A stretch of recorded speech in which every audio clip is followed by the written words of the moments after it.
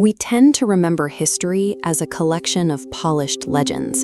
We tell ourselves stories of chivalrous knights and flawless progress, building marble monuments to keep the past looking clean and intentional. But underneath that sheen, the engine of human civilization looks very different.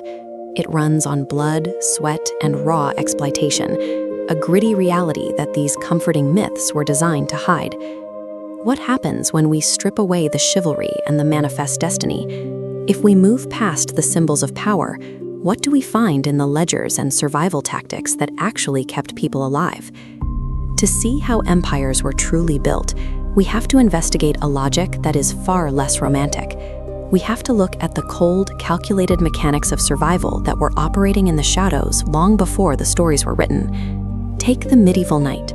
We've inherited a myth of courtly love, a world defined by tortured poetry, chivalric vows, and two soulmates finding each other against all odds. This medieval manuscript shows the reality. Look at the crowd surrounding the couple. In this era, marriage was rarely a private moment of intimacy. It was a public, legal transaction performed under the watchful eyes of family, neighbors, and the church. Surveillance was constant. Chaperones and priests monitored every interaction to protect family honor and property. In a world where your marriage was your family's most important contract, romance was a luxury the social order couldn't afford to leave to chance. For a woman, her worth in this negotiation was often tied to the dowry. This wasn't a gift, it was an economic vessel. Whether it was coin, land, or a specific number of geese, the dowry was the capital used to balance family debts and secure survival. Ultimately, these unions were financial mergers first. If the couple eventually developed feelings for each other, it was considered a bonus, never the primary goal of the deal. This is the tomb of Cyrus the Great. It is built from massive, heavy stone blocks, illustrating a very specific idea, that true historical power belongs to those who conquer territory and leave behind permanent, immovable monuments. But the nomads of the steppe operated on a different logic.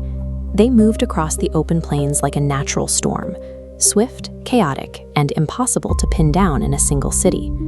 Their wealth was sophisticated, but it was portable. These intricate animal carvings on a gold pectoral prove their culture was as complex as any empire, but it was built on mobility and merit rather than stone and soil.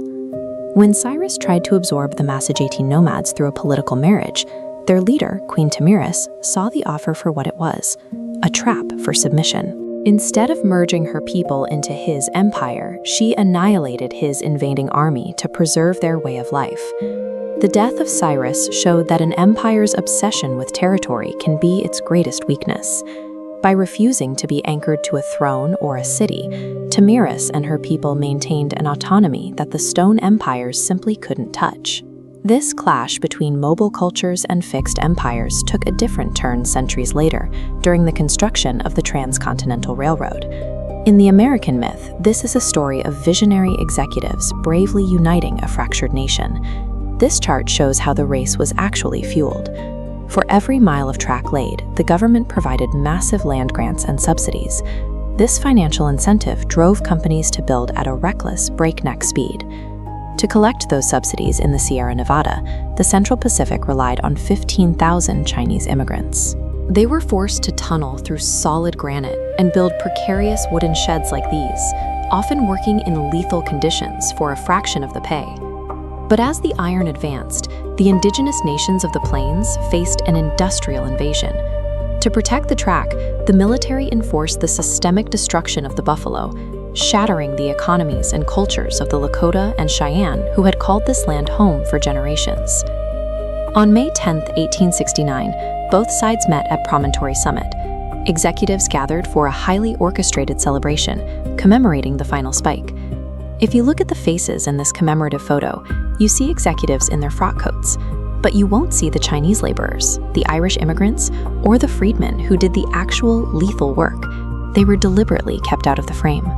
The railroad successfully unified the nation's markets, but it did so by severing indigenous cultures and erasing the marginalized builders who made it possible. The myths of chivalry, manifest destiny, and great men are comforting. They give us a version of the past that feels clean and inevitable. But stripping away the romance doesn't make history less compelling. It reveals the far more impressive reality of human endurance, the ability to survive and build within systems designed to exploit. Civilizations aren't moved forward by the idealized figures on the statues. They are shaped by the thousands of decisions made in the dirt and the ledgers of survival. The real architects of our world are the unseen laborers, the resilient nomads, and those who navigated a cold transactional reality to build a future they were often never meant to share.